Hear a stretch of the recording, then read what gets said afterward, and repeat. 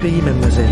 Dans un contexte marqué par le terrorisme, Nati, une adolescente de 16 ans un peu rebelle sur les bords, porte un combat, celui de s'émanciper en tant que femme, tout en luttant pour que sa grand-mère devenue veuve puisse retrouver son amour de jeunesse. Puis je vois pas pourquoi elle aurait pas le droit.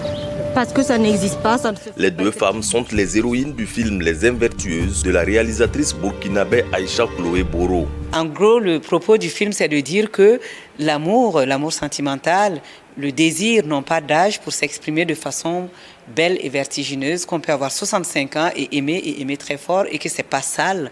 Dans nos sociétés, on a l'impression que quand une femme atteint un certain âge, elle n'a plus le droit à certaines choses. Elle n'a plus le droit d'aimer, elle n'a plus le droit d'avoir du désir, sinon c'est sale. Dis-moi que tu as envie d'essayer, même.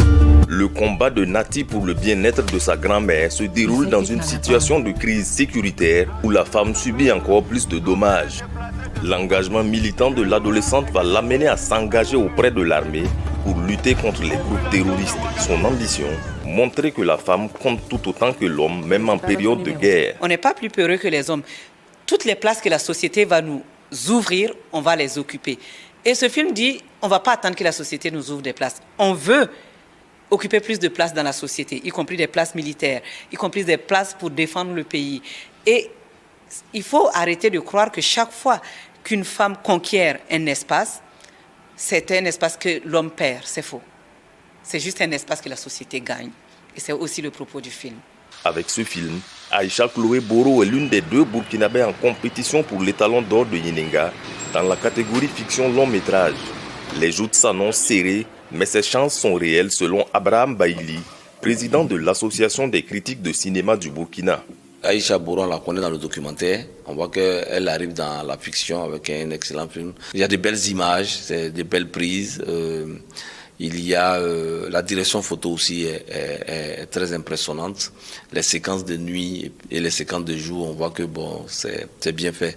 Donc elle a son mot à dire dans ce FESPACO. Dans les rues de Ouagadougou, on espère que le trophée majeur reste au Burkina. Cette année-là, nous allons remporter l'or là, ça c'est sûr.